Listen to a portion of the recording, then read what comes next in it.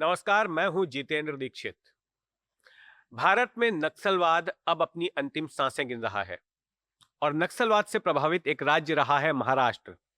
और महाराष्ट्र में भी लगभग नक्सलवाद अब खत्म हो चुका है और बहुत जल्दी हो सकता है कि महाराष्ट्र सरकार राज्य को नक्सल मुक्त घोषित कर दे।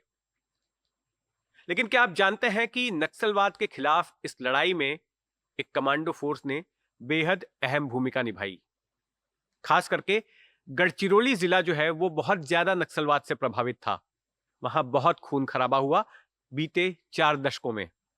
लेकिन उस नक्सलवाद को खत्म किया एक यूनिक कमांडो फोर्स ने, जिसका नाम है C60। C60 ने एक बेहद बेहद अहम भूमिका अदा की नक्सलवाद को राज्य से खत्म करने में। और इस C60 के जनक हैं रिटायर्ड आईपीएस अधिकारी केपी रघुवंशी। रघुवंशी जी इस वक्त हमारे साथ हैं। रघुवंशी जी, आपका स्वागत है एनडीटीवी में। Thank you Jitendra. उनके ऊपर एक किताब आई है जिसे मैंने ही लिखा है। उनकी एक तरह से बायोग्राफी है, लेकिन ये किताब सिर्फ C60 के बारे में नहीं है या रघुवंशी जी के बारे में नहीं है, बल्कि उनके पूरे पुलिसिया करियर के बारे में है। गढ़चिरौली में उन्होंने क्या किया, उसके बाद अलग अलग जगहों पर जब उनकी पोस्टिंग हुई तो वहां पर किस तरह की चुनौतियों का उनको सामना करना पड़ा, किस तरह के एनकाउंटर्स हुए। एनकाउंटर सिर्फ नक्सलवादियों के साथ नहीं, बल्कि आतंकियों के साथ या फिर गैंगस्टरों के साथ और खुद अपने ही महकमे के कुछ लोगों के साथ या फिर राजनेताओं के साथ। तो इन्हीं बेहद दिलचस्प किस्सों पर आज हम रघुवंशी जी से बात करेंगे। रघुवंशी जी, शुरुआत करते हैं गढ़चिरौली से। ये जो C60 नाम की कमांडो फोर्स आपने बनाई, पहले तो मैं जानना चाहता हूं कि ये बाकी कमांडो फोर्स से हटके किस तरह से है और किस तरह से ये कमांडो फोर्स एक गेम चेंजर साबित हुई नक्सलवाद के खिलाफ लड़ाई में। जितेंद्र, ये जो C60 फोर्स है, ये कई मायनों में बाकी जो टिपिकल फोर्सेस होती हैं या पैरामिलिट्री फोर्सेस होती हैं या पुलिस फोर्सेस होती हैं, उनकी स्ट्रक्चर इसकी बिल्कुल अलग है। ये जब गढ़चिरौली में, आपको मालूम है कि ये आदिवासी बाहुल्य क्षेत्र है और 80% एरिया जंगल है। लेकिन इसमें नक्सलाइट्स जो है 1979-80 के बाद से करीब करीब 4.5 दशकों से वहाँ पर उनका प्रसारण रहा है, प्रचारित रहा है और उन्होंने एक तरह से वहाँ पर पैरेलल सरकार चलाई है। तो जब मैं वहाँ एसपी होकर गया तो मैंने जाने के बाद में अनुभव किया कि जो लोकल आदिवासीज हैं उनका स्टेक क्या है, चाहे वो डेवलपमेंट हो या जो बाकी पॉलिटिकल एक्टिविटी हो या फोर्स हो या दूसरे डिपार्टमेंट हो। तो बहुत कम लोग उसमें गवर्नमेंट जॉब में या दूसरी एक्टिविटीज़ में वहाँ के लोकल आदिवासी थे। उसका कारण भी समझ आता है, क्योंकि वहाँ पर एजुकेशन नाम की कोई चीज़ थी नहीं। स्कूल भी वहाँ पर आश्रमशालाएँ आई थी, लेकिन उसमें 90% ड्रॉप आउट हो जाता था, बहुत कम लोग थे। तो अध्ययन करने के बाद पता लगा कि ये जो नक्सलाइट्स हैं, इन्होंने लोकल युवकों को, जो वहाँ के आदिवासी युवक हैं, उन्हीं को बहका करके, डरा करके अपने फ़ेवर में किया है। अब चूँकि सरकार तो वो डरा कर, बहका के अपने फ़ेवर में नहीं कर सकती थी, तो इसके लिए ज़रूरी था कि वहाँ के जो लोकल आदिवासीज़ हैं, उनको उनकी स्टेक बताना। तो सरकारी महकमे में उनको लाना, और लाने के बाद में जो भी उस एक विचित्र बात ये है कि जब वो लोग पुलिस फ़ोर्स के लिए या इंटरव्यू के लिए आते थे, जब भी भर्ती होती थी, तो जो लोग वापस जाते थे, अपने गाँव में जाते थे और नक्सलाइट्स चुन-चुन के पता करते थे कि कौन-कौन लोग थे जो पुलिस भर्ती के लिए गए थे। और उन लोगों को वो पकड़ करके पीटा करते थे। तो उस टाइम हम लोगों के दिमाग में ये बात आई कि अगर ये लड़ाई लड़नी है तो यहीं के युवकों को, चूँकि ये जो नक्सलाइट्स के आज जुड़े हुए हैं, आंध्र प्रदेश से तो केवल लीडरशिप थी। एक दल में 1 या 2 आदमी आंध्रा के होते थे, बाकी सब लोग लोकल होते थे। तो लोकल लोगों को जब तक उनके में जागरूकता पैदा नहीं किया जाएगा, उनमें उनकी स्टेक नहीं बताया जाएगा, ये बात आगे बढ़ेगी नहीं। तो उस आधार पर हमने आदिवासी युवकों को पुलिस फोर्स में, जो ऑलरेडी भर्ती थे और कुछ नए लेकर के, उनके लिए उनका एक अलग से ग्रुप बनाया। और जो चूंकि एक चीज और ध्यान में आई थी कि ये नक्सलाइट्स जनरली रात में सफर करते थे और पुलिस फोर्स रात में जंगल में जा नहीं सकती थी। लेकिन ये जो आदिवासी युवक थे, इनको टोपोग्राफी वगैरह सब मालूम थी, तो इनमें से ही जो लड़के छांटे गए, उन्होंने कहा साहब हमको हमारा आप ग्रुप बनाइए, हमको जंगल में छोड़िए। लेकिन सवाल ये था कि उनके साथ लीडरशिप कौन करेगा?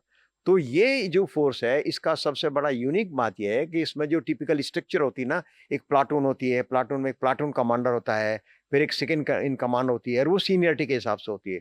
प्लाटून कमांडर ऑफिसर होता है। लेकिन इनके जो ग्रुप बनाए गए थे, जो 60 लोगों को चुना गया था C60, एक्चुअली वो 100 थे, 30 ट्रेनिंग के लिए और 10 छुट्टी के लिए। लेकिन जो 2 30-30 लोगों की 2 टीम बनाई गई थी, जिसको क्रैक 60 नाम दिया था, उनके जो लीडर थे, वो उनमें से ही निकाले गए थे और वो भी हाथ उठा करके कि अपनी जान देने के लिए, इनसे लड़ाई लड़ने के लिए कौन तैयार है? तो उनमें से जो रैंक या सीनियरिटी नहीं थी, उसमें बल्कि आश्चर्य की बात आपको ये होगी कि फ़ोर्स में होते हैं प्लाटून 1, प्लाटून 2, प्लाटून 3। ये जो फ़ोर्स बनेगी, ये नाम से इनकी प्लाटून बनी। ये पार्टी बोलते थे उसको। जितेंद्र पार्टी, रघुवंशी पार्टी, इस तरह से, और उसमें 10, 12, 15 लोग होते थे। तो ये इस मामले में ये बाकी जो इसकी स्ट्रक्चर है, बाकी फ़ोर्सेस से बिल्कुल अलग है। जी बिल्कुल। और ये टेक्निक काम भी कर गई और इसने रिजल्ट्स भी दिखाए। उसी दौरान जब आप गढ़चिरौली में थे, तब एक बहुत बड़ा किडनैपिंग का मामला हुआ था 1991 में। बाबा आतरम, जो कि तब कांग्रेस में एक बड़े चेहरा थे और बाद में हाल फिलहाल तक कुछ साल पहले तक महाराष्ट्र सरकार में मंत्री भी थे, उनको नक्सलियों ने अगवा कर लिया था। और उस वक्त जब आप उनको ढूंढ रहे थे, जब ऑपरेशन चल रहा था उनको रेस्क्यू करने का, तो तत्कालीन मुख्यमंत्री शरद पवार ने आपको एक बात कही थी फोन पर। वो क्या बात थी, ये बताएंगे जरा? देखिए, जब ये बाबा आतरम का किडनैपिंग हुआ था, तो उस वक़्त इलेक्शन आने वाले थे और इलेक्शन प्रचार के लिए गए थे। कहीं न कहीं लोगों में ये एक इम्प्रेशन था, और शायद हो सकता है सही भी हो, कि ये इन लोगों इनके नक्सलाइट्स इनको कुछ नहीं कहेंगे, नक्सलाइट्स लोगों से इनका संबंध ठीक है। तो जब ये एक मेडपल्ली एक जगह पर पड़ती है, पेरिमली उसमें पुलिस स्टेशन में, वहाँ पर ये करीब मेन रोड से 3-4 किलोमीटर के अंतर पर ये पब्लिक मीटिंग ले रहे थे, तो इनको किडनैप कर लिया गया था। शुरू में लगा हमको कि शायद जल्दी आएँगे, लेकिन बाद में उन्होंने डिमांड रखी, फिर वो बढ़ता चला गया, हम लोग ऑपरेशन करते चले गए। तो एक स्थिति आई, चूँकि इलेक्शन बहुत करीब थे, तो उस टाइम माननीय मुख्यमंत्री मुझको डेली फ़ोन करते थे। दिन में कई बार 2 बार भी होते थे, कई बार 2 दिन में 1 बार होता था, प्रोग्रेस जानने के लिए। वैसे तो प्रोटोकॉल था, चैनल था बताने के लिए, लेकिन जो चूँकि पूरा जंगल का भाग था और कब उस टाइम जो कम्युनिकेशन के साधन थे, उस टाइम मोबाइल वगैरह का तो कुछ थे नहीं, क लैंडलाइन भी वहाँ पर टेलीफ़ोन नाम पर कोई चीज़ थी ही नहीं, तो इंटेलिजेंस भी बड़ी आती थी, तो लेट आती थी। तो मुझको उन्होंने आदेश दिया था कि किसी भी कीमत पर आपको जल्दी से जल्दी एमएलए को ढूँढ के निकालना है। तो मैं उसमें मेरा वो था कि साहब कई बार क्रॉस फायरिंग हो सकती है, तो उसमें एमएलए को भी नुकसान पहुँच सकता है। इसलिए हमको बड़ा फूँक-फूँक के कदम रखना पड़ा है। 1-2 बार ऐसा हमको लगा कि शायद आमना-सामना होगा। तो ये मैंने उनको बताया, उन्होंने कहा कि अगर इस तरह का हादसा होता है, तो कम से कम 4-6 नक्सलाइट्स की डेड बॉडी मुझको उनके साथ चाहिए, इस तरह का कोई हादसा होता है। तो उन्होंने ये स्पष्ट वो दिया था कि किसी न किसी तरह से एमएलए को आपको लेके उन्होंने आना ये है। बेसिकली कहा था कि अगर आप बाबा आतरम को जिंदा नहीं ढूंढ पाते हैं, तो उनकी डेड बॉडी के साथ आपको नक्सलवादियों की डेड बॉडी भी पेश करनी होगी। बिल्कुल, उन्होंने कहा था कि उनके साथ नक्सलाइट्स की डेड बॉडी होनी चाहिए। अगर आपको इस तरह का ऑपरेशन में आपको इतना रिस्क है, तो आप रिस्क उठाओ और किसी न किसी तरह से एमएलए को लेके आओ। लेकिन उस वक्त में क्या ऐसा शक नहीं जताया गया था कि कहीं ये जो पूरा किडनैपिंग का जो प्रकरण था, ये कहीं कोई स्क्रिप्टेड ड्रामा तो नहीं है? ये नक्सलाइट्स जो हैं, ये डेमोक्रेसी में विश्वास नहीं करते। तो इलेक्शन से पहले ही हमेशा इलेक्शन बायकॉट की कॉल देते थे, कि इलेक्शन नहीं होने देंगे, जो इलेक्शन में जाएगा उसको मारेंगे, और उस तरह का करते भी थे। तो लेकिन जब वहाँ पर दूसरे जो इलेक्शंस हुए हैं या उसमें, तो जब कभी इस तरह का देखा गया तो था कि बाबा आतरम की जो मीटिंग्स हुई थी, उसमें ऐसा कुछ नक्सलाइट्स की थ्रेट या कुछ इस तरह की आई नहीं थी। तो लोगों में इस तरह का एक धारणा थी कि इनका नक्सलाइट्स लोगों से अच्छा संबंध है, और हो सकता है कि ये मित्रता का वो अपहरण हुआ हो। हमको भी ये लगा था, लेकिन जिस तरह से उनको बाद में घुमाया गया, वो अपहरण रियल था, और उसमें उन्होंने अपनी मांग पूरी कराने के लिए धर्मा बाबा को 13-14 दिन के लिए पूरे जंगल में मध्य प्रदेश बॉर्डर पे, आंध्रा बॉर्डर पे और पूरे गढ़चिरौली में वो घुमाते रहे। जी। अब आते हैं गढ़चिरौली से आपकी बाकी पोस्टिंग पर। 1992-93 में जब मुंबई में दंगे हुए थे, तो उन दंगों की जांच के लिए सरकार ने एक कमीशन गठित किया था, जस्टिस बीएन श्री कृष्णा की अगुवाई में। श्री कृष्णा कमीशन उसको कहते हैं। तो उस कमीशन ने जिन लोगों को दोषी ठहराया था दंगों के लिए, उनके खिलाफ मुकदमा चलाने की खातिर एक टास्क फोर्स गठित की गई थी, एसटीएफ गठित की गई थी, जिसके प्रमुख आप बनाए गए थे। और उसमें जो कुछ बड़े नाम जिनको इंडिक्ट किया था कमीशन ने, उसमें दिवंगत शिवसेना प्रमुख बाला साहेब ठाकरे थे, फिर मुंबई के पूर्व पुलिस कमिश्नर आरडी त्यागी वगैरह थे, और आप पर एक दबाव था कि इनको गिरफ्तार करने का। सबसे पहले तो मैं ये जानना चाहूंगा कि उस वक्त जो तत्कालीन गृह मंत्री थे, जैसा कि हमने इस किताब में देखा कि छगन भुजबल वो आप पर बेहद दबाव डाल रहे थे, और आपको कई बार एक तरह से ह्यूमिलेटिंग बिहेवियर भी उनका हो रहा था, अपमानास्पद व्यवहार भी कर रहे थे कि रघुवंशी सूर्यवंशी, क्या तुम बाल ठाकरे से डरते हो जो गिरफ्तार नहीं करते हो? वो पूरा मामला क्या था, बताएंगे? श्री कृष्णा कमीशन के आपको मालूम है कि उसकी स्थापना किस तरह से हुई थी। एक बार वो डिसबैंड भी कर दिया था, फिर वो वापस लाया गया। तो जब ये श्री कृष्णा कमीशन ने अपनी फाइनल रिपोर्ट दी, उसमें 2 पार्ट थे उसके, पार्ट 1 और पार्ट बी। पार्ट बी जो है भाग 2, उसमें रिकमेंडेशंस थी। तो उसमें रिकमेंडेशंस में बहुत सारे पुलिस अधिकारियों का और पॉलिटिकल लीडर्स का के बारे में लिखा गया था कि इन लोगों ने बढ़ चढ़ कर के राइट्स में भाग लिया और ये स्पेसिफिक एक्ट्स के लिए जिम्मेदार हैं। तो जब ये सिलेक्शन कमीशन बनाया गया, तो और मुझे ये जिम्मा सौंपा गया, मैं सीबीआई में था, सीबीआई से मुझे वापस बुलाया गया और मुझे उसका हेड बनाया गया। तो उस टाइम जो जिस तरह का वातावरण था, उसमें एक बात साफ दिखाई दे रही थी, क्योंकि इससे संबंधित पिटीशन भी लोगों ने हाई कोर्ट और सुप्रीम कोर्ट में दाखिल की हुई थी। जो गम्मत इस बात की इसमें है, मैं आपको बताना चाहूंगा कि उस टाइम में जो कैबिनेट थी, उसमें कैबिनेट में एक मंत्री भी थे जो यहाँ पर शासन में मंत्री थे, और सुप्रीम कोर्ट में पिटीशन में ये डाली गई थी कि महाराष्ट्र गवर्नमेंट श्री कृष्णा कमीशन को लागू नहीं कर रही है। वो उसमें सिग्नेटरी थे, पिटिशनर्स थे। मतलब एक मंत्री ने अपने ही सरकार के खिलाफ जो है पिटीशन दायर कर दी थी सुप्रीम कोर्ट में। Supreme court. कौन थे वो मंत्री? आप जानते हैं, यहीं से मुंबई से ही वो इलेक्शन लड़ते हैं। जी, कांग्रेस के मंत्री थे। कांग्रेस के मंत्री थे, बिल्कुल। तो उन्होंने जब कई बार सुप्रीम कोर्ट में ऐसा होता था कि वहां पर खड़े होकर के, एक तरफ मेरा टीम होती थी जिसमें मुझे एफिडेविट दाखिल करना था, दूसरी तरफ से वो लोग होते थे वहां पर। और जब ये लागू करने की बात आई, तो उस टाइम जो बेसिकली पिटीशन यही थी कि रिकमेंडेशन जो श्री कृष्णा कमीशन की है वो लागू की जाए। तो लोग इस बात को कहते थे कि एसटीएफ कौन होता है जो जस्टिस श्री कृष्णा कमीशन की फाइंडिंग को चेक करेगा और गुनाह दाखिल करेगा। तो एसटीएफ का सीधा काम है केस दाखिल करे और अरेस्ट करे, और मेनली अरेस्ट भी ज्यादा एम्फेसिस 2 ही लोगों के ऊपर था। एक तो former police commissioner Shri R D Tyagi, स्वर्गीय हैं वो, अभी इस दुनिया में नहीं है, और दूसरे स्वर्गीय श्री बाला साहब ठाकरे। तो इन दोनों को किसी न किसी तरह अरेस्ट होना चाहिए। अगर ये अरेस्ट हो जाते हैं तो समझो श्री कृष्णा कमीशन की रिपोर्ट लागू हो गई। ये एक आम धारणा, ये एक जनरल संदेश जो एसटीएफ बनाया उस टाइम मुझे था। तो जो एसटीएफ ने अपने तरीके से इन्वेस्टिगेशन किया। इन्वेस्टिगेशन करने के बाद में एक समय ऐसा आया कि आरडी त्यागी जो उस टाइम एक्स पुलिस कमिश्नर थे, रिटायर हो चुके थे, उनको एसटीएफ ने अरेस्ट भी किया, चार्जशीट भी किया। किंतु जो एविडेंस हम इकट्ठा कर रहे थे, उस एविडेंस में बाला साहब ठाकरे के खिलाफ कोई हमको सबूत नहीं मिल रहा था।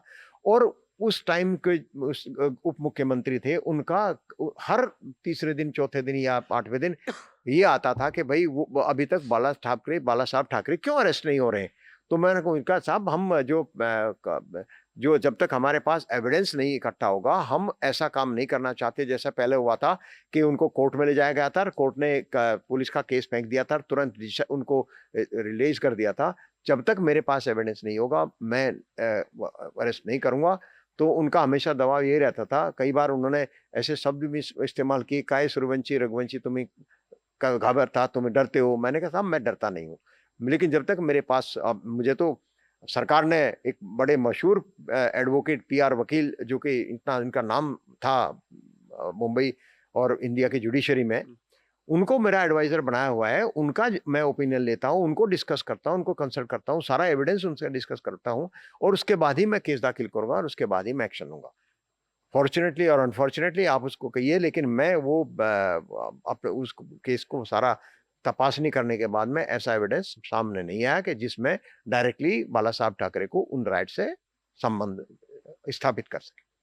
जी, अब आप एसटीएफ में थे तो एक और कड़वा फैसला आपको लेना पड़ा था। अभी आपने ज़िक्र भी किया कि आरडी त्यागी जो मुंबई के पूर्व पुलिस कमिश्नर थे, अब दिवंगत हो गए हैं। वो फैसला कितना मतलब आपको भारी लगा वो फैसला लेना? क्योंकि आरडी त्यागी को आप एक मेंटर के तौर पर भी देखते थे। आरडी त्यागी अ, के मातहत आपने काम किया था, वो आपके बॉस भी रह चुके थे और ऐसे शख्स को गिरफ्तार करना, ये कितना बड़ा अनुभव था आपके लिए? ये आपने एक ऐसा प्रश्न मुझसे पूछा है। मैं आपको सच बताऊं तो जब मैं पुलिस करियर मेरा शुरू हुआ, उसके 4 साल के अंदर मैं डीसीपी थाने होकर के आया था। तो 84 में बड़े राइट्स हुए थे शिव जयंती के टाइम पे। अगर आपके आपके तो याद नहीं होगा, आप बहुत छोटे होंगे, लेकिन बड़े राइट्स हुए थे।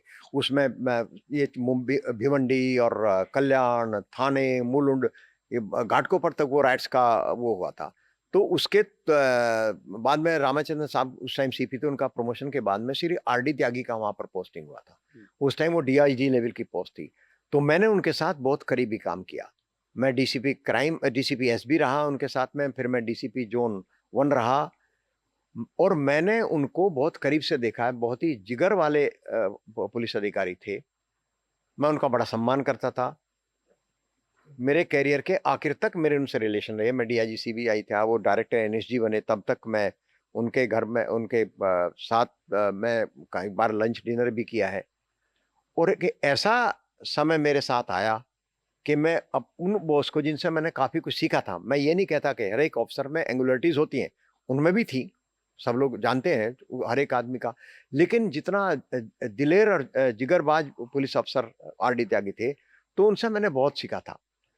और उस टाइम जब ये श्री कृष्णा कमीशन की, क्योंकि सब लोगों का ये कहना था, श्री कृष्णा कमीशन की रिपोर्ट में भी ये लिखा था कि mister RD Tyagi is responsible for the cold-blooded murder of 13-14 youths in Suleman Usman bakery.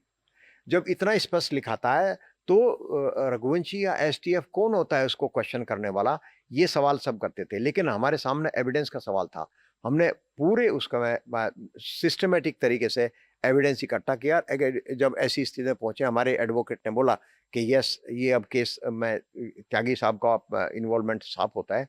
तो उस टाइम हमने अपने पुराने बॉस को, sir you have to surrender before us, और वो सरेंडर उन्होंने हमारे सामने किया और हमने उनको एसटीएफ ने, मैं एसटीएफ का हेड होते हुए मैंने उनको अरेस्ट किया। मेरे लिए वो कॉल ऑफ ड्यूटी तो था ही, लेकिन मेरे मन में जो उनके प्रति सम्मान था वो एक अलग था। जी, बिल्कुल ये आसान नहीं था ये फैसला, तुम समझ सकते हैं। ऐसी स्थिति एक बार फिर आपके सामने आई थी जब आपको कोई राजनेता दबाव डाल रहा था किसी को गिरफ्तार करने के लिए, लेकिन आप उसका विरोध कर रहे थे क्योंकि आपके पास एविडेंस नहीं था। जब आप महाराष्ट्र एंटी टेररिस्ट स्क्वाड के प्रमुख थे, एटीएस के चीफ थे, तो उस वक्त एक केंद्रीय मंत्री, यूपीए सरकार के एक केंद्रीय मंत्री आप पर दबाव डाल रहे थे कि मालेगांव बम कांड के मामले में आप आरएसएस के नेता इंद्रेश कुमार को गिरफ्तार कीजिए। और इसको लेकर हमने ये सुना कि चूंकि आपने गिरफ्तार नहीं किया तो इसकी कीमत आपको चुकानी पड़ी और आपको एटीएस प्रमुख के पद से अनसेरेमनियसली हटा दिया गया। आपके कार्यकाल पूरा होने से पहले इसकी कीमत आपने चुकाई। उस बारे में बताएंगे संक्षेप में? देखिए, जहाँ तक एटीएस में कार्यकाल पूरा होने का सवाल है, तो मैं इस बात से सहमत नहीं होऊँगा, क्योंकि मैंने एटीएस में 2 बार काम किया है और एटीएस बड़ा स्ट्रेनुअस जॉब था। अनफॉर्चुनेटली जब 26/11 की इंसिडेंट हुई और स्वर्गीय श्री हेमंत करकरे जी का उसमें हमको गँवाना पड़ा, उसी रात को तुरंत मुझे वापस आदेश हुआ कि मैं एटीएस का चार्ज लूँ। मैंने वापस एटीएस का चार्ज लिया, तो उस टाइम मालेगांव 2 जिसको बोलते हैं, उसका इन्वेस्टिगेशन चल रहा था। उसमें हिंदू टेररिज्म और सैफरन आतंकवाद, इसका बड़ा बोलबाला था, तो उसमें चर्चा में तो सब लोग जो उसमें मेरा वापस एटीएस में आने का भी कुछ लोगों ने विरोध किया था कि अब ये सारे आरोपियों को छोड़ देगा इस तरह से। और उसी वक्त मुझे जब वो चूंकि केस ओपन था, उसमें चार्जशीट, वो चार्जशीट मेरे कार्यकाल में ही जो पब्लिक प्रोसिक्यूटर है उनसे और पूरी की पूरी टीम ने जो एविडेंस इकट्ठा किया था, क्योंकि जब मैंने वो एटीएस का चार्ज लिया और केस देखा, तो उस टाइम के सब आरोपी उस टाइम मेरी पुलिस कस्टडी से जा चुके थे। केवल मेजर पुरोहित थे, वो भी इनका 1 या 2 दिन का कस्टडी था। तो मेरे सामने जब ये हमने चार्जशीट किया, तो मुझे ये इस बारे में दिल्ली बुलाया गया। दिल्ली में गया और मुझसे पूछा गया कि इंद्रेश कुमार क्यों अरेस्ट नहीं हो रहे हैं इसमें? तो मैंने जवाब दिया कि जो उस टाइम केंद्रीय मंत्री थे कि साहब, इसमें कोई एविडेंस हमारे सामने नहीं आया। तो उन्होंने मुझे बताया, नहीं, पहले मुझे दिखाया गया था, उनके कुछ फोटो थे, उनका जो भी कुछ वो था। तो मैंने कहा, साहब वो टीम पूरी की पूरी वही है, इन्वेस्टिगेशन में कोई अधिकारी नहीं बदला है, डीआईजी वही है, एसपी वही है, इन्वेस्टिगेटिंग अफसर है। मैं आपको सबको आपके पास भेज देता हूँ। लेकिन मैं उन्हें कन्विंस नहीं कर पाया। उन्होंने 1-2 बार और किया और अल्टीमेटली मैं चूँकि मैं आपको बताया कि मैं 2 बार उसके बाद में मेरे पास एडिशनल चार्ज था एटीएस का। फिर किसी ने पिटीशन डाल दी हाई कोर्ट में कि भाई एटीएस में का एडिशनल चार्ज चल रहा है। तो हाई कोर्ट ने स्टेट गवर्नमेंट को कहा कि विद 15 दिन के अंदर आप एटीएस का चीफ पोस्ट कीजिए। तो गवर्नमेंट ने उस पोस्ट को अपग्रेड करके मुझे फिर वापस पोस्ट कर दिया। तो मैं उस टाइम भी ये कहा था कि ये स्टेनस जॉब है। मैं सीएम साहब को मिला था, अशोक चौहान जी सीएम थे। मैं, साहब बहुत टाइम हो गया, मुझे सब निकालिए। लेकिन नहीं, उसी टाइम ये फिर सुलेमान, ये जर्मन बेकरी केस हो गया। लेकिन एक ओएनजीसी का केस हुआ था। उस ओएनजीसी के केस में हम लोगों ने जो एफआईआर में था, उसके बारे में मैंने प्रेस कॉन्फ्रेंस ली थी। तो उसमें एकदम से वो केंद्रीय मंत्री नाराज, केंद्रीय मंत्री, तो उसका बहाना लगा करके मुझको एटीएस से अनसीरियसली निकाला गया था। और उसमें जो सारे दिन वो टीवी चैनल तरह आता, रघुवंशी सनटेड, रघुवंशी सनटेड, रघुवंशी सनटेड। तो इस तरह से उसके बाद में मैं माननीय चीफ मिनिस्टर जी से मिला था। साहब, जब मैं आपको रिक्वेस्ट कर रहा था कि आप मुझे यहाँ से निकालिए, जब तो आपने मुझे निकाला नहीं, और इस तरह से अनसेरेमोनियसली मुझे यहाँ से निकाला जा रहा है, ये मुझे अच्छा नहीं लग रहा। तो बोले, मैं समझता हूँ इस बात को, लेकिन उनके ऊपर दबाव है आपको निकालने का, ये उन्होंने मुझे उस टाइम बताया था। और मुझे इस बात का दुख हुआ था। जी। सर, थोड़ा-सा वापस मैं एटीएस से वापस आपके कार्यकाल में जाना चाहता हूँ। जब आप एसटीएफ चीफ थे, उस वक़्त में तत्कालीन मुख्यमंत्री विलासराव देशमुख आपको सोनिया गांधी के पास ले गए थे। उनके सामने उन्होंने हाज़िर करवाया था और आपने ब्रीफिंग दी थी सोनिया गांधी को, और उस वक़्त विलासराव देशमुख बेहद परेशान थे। वो क्या मामला था? जैसा कि मैंने आपको बताया कि जब श्री कृष्णा कमीशन बनाया गया, तो उस टाइम इलेक्शन में कांग्रेस के मैनिफेस्टो में ये था कि वो श्री कृष्णा कमीशन की रिपोर्ट लागू करेंगे। और जब ये एसटीएफ बन गया, एसटीएफ का अक्टूबर, मेरे याद है, अक्टूबर 2000 में उन्होंने निकाला था। मैं सीबीआई से आया था, जिस दिन आया उसी दिन मैंने यहाँ पर एसटीएफ में ज्वाइन कर लिया था। तो उसके बाद में 4-5 महीने, चूंकि एसटीएफ श्री कृष्णा कमीशन के श्री कृष्णा कमीशन की रिपोर्ट थी, 2 वॉल्यूम थे, एक-एक पेज उसका, एक-एक लाइन उसकी पढ़ करके उसमें कोई क्या रिकमेंडेशन है, उसके लिए मैंने 2 टीम बनाई थी। तो उस टाइम उसमें समय लग रहा था। तो लोग डेलीगेशन लेके गए वहाँ, माननीय प्रधानमंत्री जी से लोग मिले, सोनिया गांधी जी से मिले कि वहाँ पे एसटीएफ, महाराष्ट्र गवर्नमेंट काम नहीं कर रही है। एसटीएफ उन्होंने बना दिया है, लेकिन न तो त्यागी अरेस्ट हुए हैं और न ही बाला साहब ठाकरे अरेस्ट हुए हैं। अब तक एसटीएफ ने कोई काम नहीं किया है। तो इस चीज़ को लेकर सुप्रीम कोर्ट में पिटीशन भी डाली थी। तो एक समय ऐसा आया था कि मैं यहाँ मंत्रालय के में मीटिंग में बुलाया गया मुझको। मुझसे पूछा गया कि भाई एसटीएफ में काम क्यों? मैंने कहा, साहब हम एक-एक चीज़ को एनालाइज़ कर रहे हैं। तो उस टाइम विलासराव देशमुख जी मुख्यमंत्री थे, उन्होंने मुझे कहा कि हमको दिल्ली जाना पड़ेगा और शायद हमको अर्जुन सिंह से और मैडम से मिलना पड़ेगा। तो मैं यहाँ पर परमिशन लेकर के मैं दिल्ली गया। दिल्ली जाकर के वहाँ पहले हम अर्जुन सिंह जी से मिले, जो ही हम वापस आए लौट करके तुरंत विलास देशमुख का फोन आया कि चलो चलो वापस चलना है। तो मैं वापस, हम गाड़ी में बैठ के वो माननीय सोनिया गांधी जी से मिले। वहाँ जाकर के मैंने उनको बताया कि हम लोग क्यों टाइम ले रहे हैं। हाँ, ये क्योंकि ये पहले भी ऐसा हो चुका है कि जो पर्टिकुलरली बड़े लोगों के खिलाफ एविडेंस मजबूत होना चाहिए, तो हम सिस्टमेटिक तरीके से इसको कर रहे हैं। और प्रोफेशनल तरीके से मैंने 2 टीमें बनाई है। मैंने उनको बताया, उनको 5 मिनट की हमारी जो ब्रीफिंग थी, उसके बाद में मैं बाहर आ गया और विलासराव देशमुख जी उनके पास ही रुके 2-3 मिनट के लिए। जब वो बाहर आए तो उनके चेहरे से दिखाई दे रहा था कि वो थोड़ा-सा नाराज़ थे, दुखी थे, क्योंकि मैं विलासराव देशमुख जी को, जब वो स्टेट होम मिनिस्टर थे, मैं एएसपी शोलापुर था, मैं तब से उनको जानता था। वो हमेशा एवर स्माइलिंग फेस, कभी उनके चेहरे पर टेंशन वगैरह दिखता नहीं था। तो बाहर आने के बाद में उन्होंने मुझे ये ज़रूर कहा, "रघुवंशी, आपको अब बहुत मेहनत करनी पड़ेगी और रिज़ल्ट दिखाने पड़ेंगे।" और ये कह कर के हम बैठ कर के हम आ गए। तो विलासराव देशमुख जी का वो मेरे अच्छी तरह से याद है कि वो थोड़ा-सा उस बात को लेकर के लेकिन रघुवंशी साहब, क्या परेशान थे। ये कहना सही रहेगा कि चाहे वो आरएसएस के नेता इंद्रेश कुमार का मामला हो या फिर शिवसेना के सुप्रीमो बाला साहब ठाकरे का मामला हो, एविडेंस ना होने के बावजूद जो आप पर दबाव आ रहा था यूपीए सरकार के कार्यकाल के दौरान, या फिर महाराष्ट्र में कांग्रेस एनसीपी की जो गठबंधन सरकार थी उनके कार्यकाल के दौरान इनको गिरफ्तार करने को लेकर जो दबाव आ रहा था, उस दबाव के सामने आप नहीं झुके इन हिंदुत्ववादी नेताओं को गिरफ्तार करने के लिए। इसकी कीमत आपको चुकानी पड़ी। इसी वजह से आपको एटीएस प्रमुख के पद से भी अचानक हटा दिया गया, और आपको आगे भी कभी जो अहम पद जिसकी लालसा तमाम अधिकारियों को रहती है, जैसे मुंबई पुलिस कमिश्नर का पद हासिल करना, उसके लिए भी कंसीडर नहीं किया गया। अगर हम मोटे तौर पे देखें तो क्या आपको लगता है? अब मैं थोड़ा-सा भाग्य में भी विश्वास करता हूँ, लेकिन ये बात ज़रूर है कि ज आपने 2 चीज़ें आपने बताया, येस, उस टाइम जब एसटीएफ, पहली तो बात है, मुझे ये एसटीएफ क्या है ये पता नहीं था। मैं सीबीआई में से मुझे बुलाया गया और ये बताया गया कि 4-6 महीने का काम है, ये इसमें कुछ ज़्यादा ऐसा होगा नहीं। लेकिन जो ही उसमें देखा, पता लगा इसमें पहले बहुत सारे ऑफ़िसर्स को पोस्टिंग करने की कोशिश की गई थी, लेकिन सब लीगल आउट हो गए थे। और चूँकि मैं सीबीआई में था, मुझे कुछ इसकी जानकारी नहीं थी। दिल्ली में मेरा पोस्टिंग था। वापस आने के बाद में जब मैं इसका हेड बना, तो उस टाइम बस ये 2 ही चीज़ें थी कि जल्दी से जल्दी इनके बारे में, पर्टिकुलरली आरडी त्यागी और बाला साहब ठाकरे को अरेस्ट हो जाएँ, तो श्री कृष्णा कमीशन की रिपोर्ट लागू इसलिए हो जाएगी, लोगों के मन में ये आ जाएगा कि हाँ, सरकार ने जो वायदा किया था, मैनिफेस्टो में भी जो पार्टी ने वायदा किया था, वो श्री कृष्णा कमीशन की रिपोर्ट लागू, क्योंकि आपको याद होगा, जब पहले जो पहली गवर्नमेंट थी, उसने श्री कृष्णा कमीशन की रिपोर्ट को सबमिट करने के बाद में रिजेक्ट कर दिया था। तो इन्होंने कहा, हम उसको रिपोर्ट को एक्सेप्ट करेंगे और लागू करेंगे।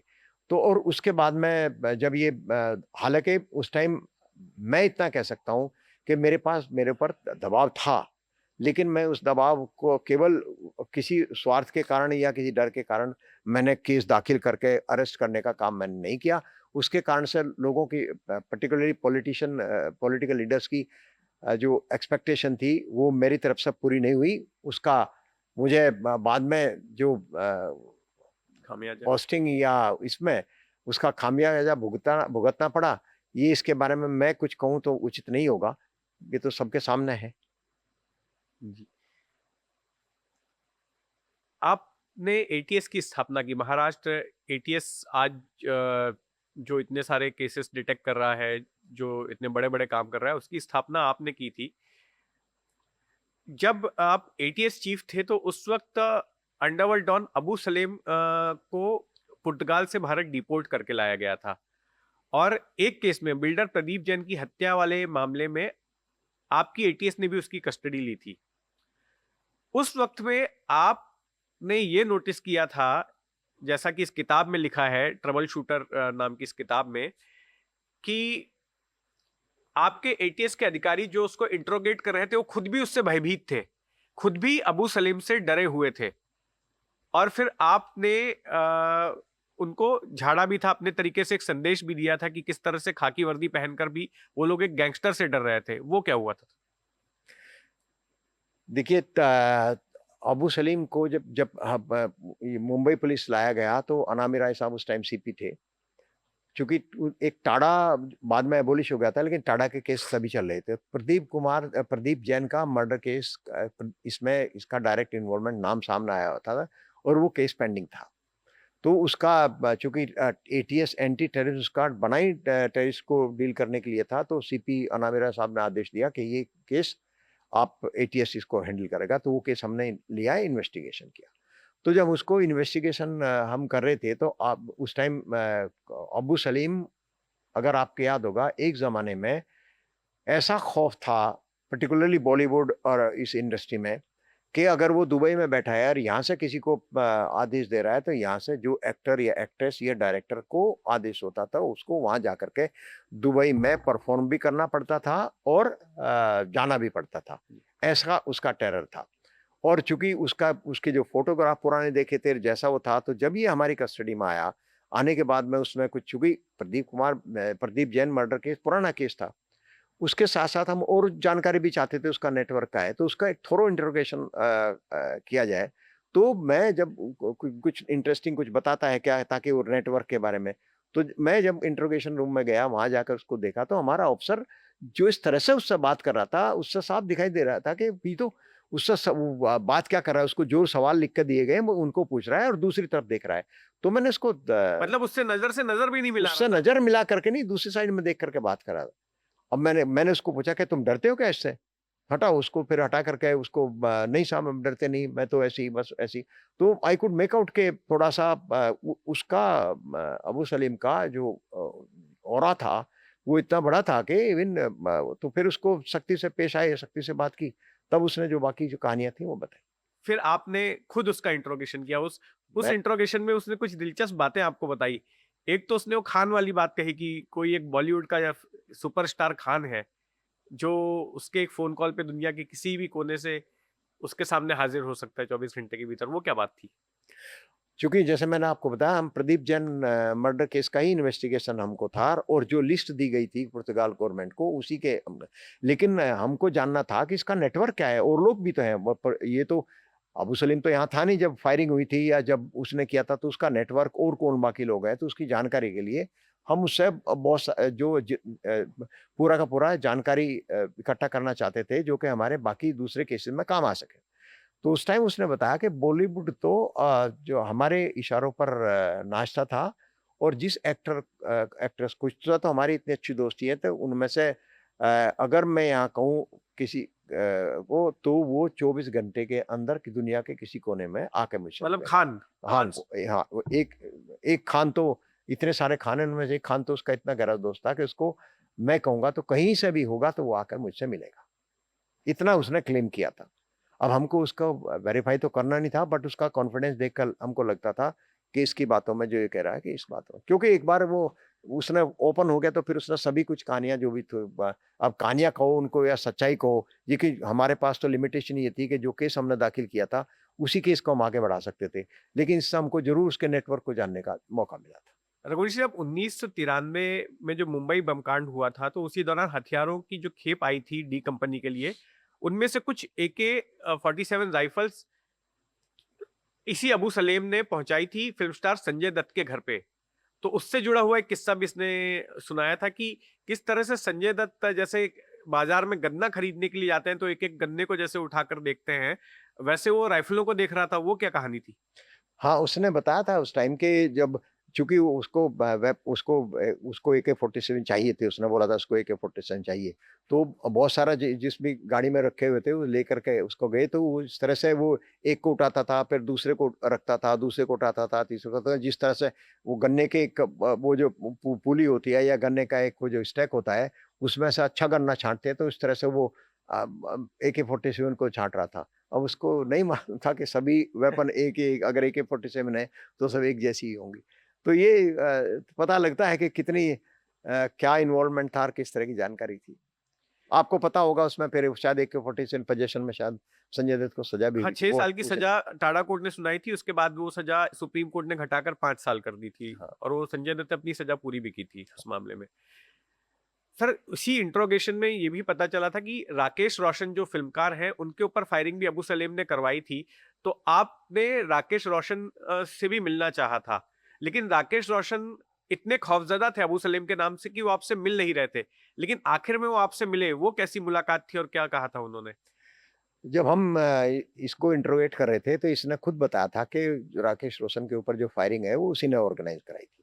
तो हम चाहते थे कि वो केस तो रजिस्टर्ड है नहीं, अब इसके लिए क्योंकि उसके कौन लोग थे, जैसे मैंने आपको बताया, हमारा जहाँ तक पेपर वर्क का इन्वेस्टिगेशन का सवाल था वो तो प्रदीप जैन मर्डर, लेकिन हम नेटवर्क को जानना चाहते थे क्योंकि उस टाइम आपको मालूम है कि बॉलीवुड को इंडस्ट्री का स्टेटस नहीं था उस टाइम, बहुत सारे अंडरवर्ल्ड पैसा भी उसमें लगता था, बहुत सारे लोगों के लिंक थे। तो हम ये चाहते थे कि उसका लिंक थोड़ा बाहर आए ताकि हम उसको आगे इस चीज़ को इतना खौफ जिसका है, अबू सलीम जैसा कोई दूसरा टेररिस्ट या जो इस तरह का अंडरवर्ल्ड आदमी बॉलीवुड पर राज न कर सके। उस सिलसिले में मैं चाहता था कि अगर हम कम से कम अबू सलीम नहीं तो उसके जो नेटवर्क में और लोग दूसरे हैं शामिल हैं, उनके खिलाफ हम कुछ केस दाखिल कर सकें और कुछ थोड़ा बॉलीवुड को इससे रिलीज़ कर सकें। तो मैं उनसे मिला था, पहली बात तो उन्होंने मिलने के लिए अवॉइड किया, फिर अल्टीमेटली वो एग्री कर गए कि वो ठीक है मैं मिलूँगा, लेकिन मैं वैनिटी वैन में ही मिलूँगा।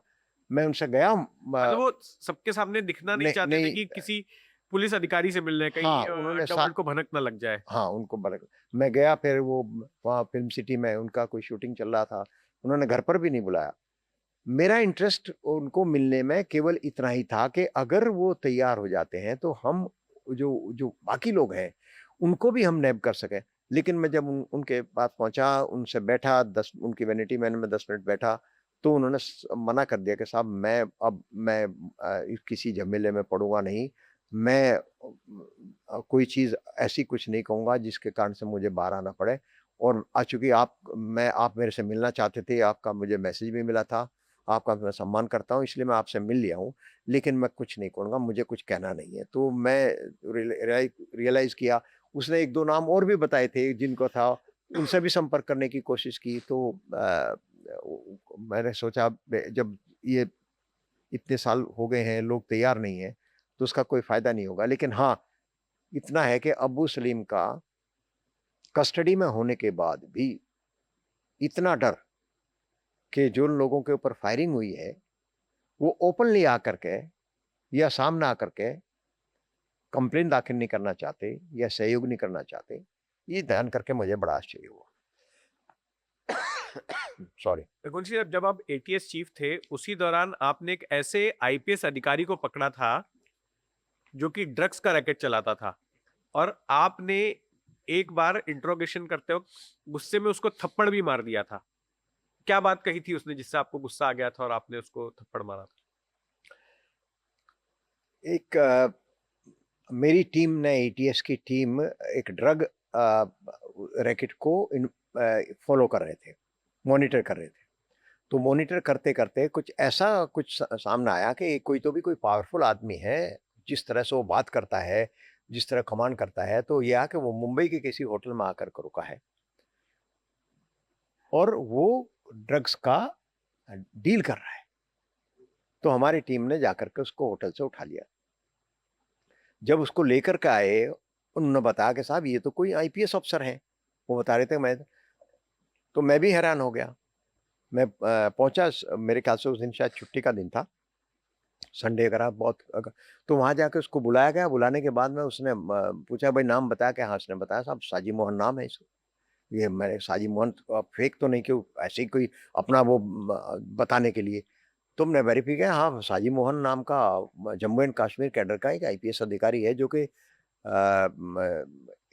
एनफोर्समेंट डायरेक्टरेट में चेन्नई में पोस्टेड है। पता लगा कि वो आदमी सचमुच में आईपीएस ऑफिसर था, और जब मैं उसको इंटरोगेट किया तो अब मैं हैरान रह गया कि वो joint director narcotics control bureau Rajasthan में पोस्टिंग करते हुए उसने बहुत सारा जो ब्राउन शुगर जिसको आप बोलते हैं अच्छी क्वालिटी की, वो जब जब पाकिस्तान से जो स्मगलिंग होकर आती थी अच्छी निकाल कर रख लेता था।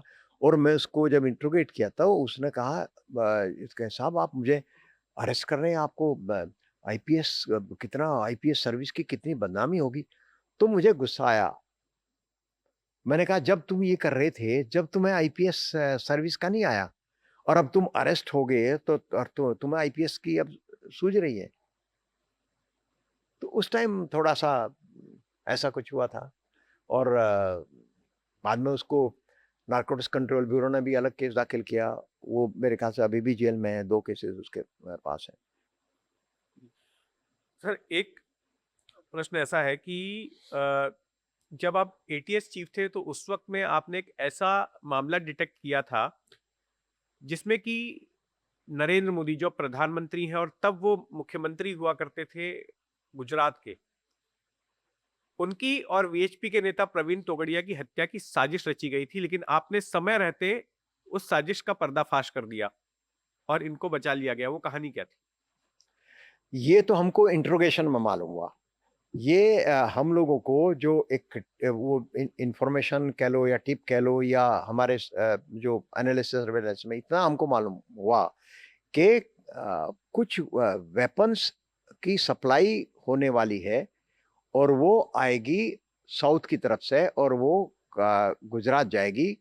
वो नासिक से होके या नंदुरबार से होके यहाँ से इस तरह का। तो थोड़ा-सा इन्फॉर्मेशन थी हमारे पास, लेकिन इन्फॉर्मेशन वेग थी, फिर भी हमने एक ऑपरेशन लॉन्च किया था। 8 दिन तक हमारा ऑपरेशन रहा। उसमें नासिक में उधर से आने वाले जो रास्ते थे और साउथ की तरफ से, तो जो रास्ते थे वो हमने 3-4 जगह पर अपनी पार्टी लगाई।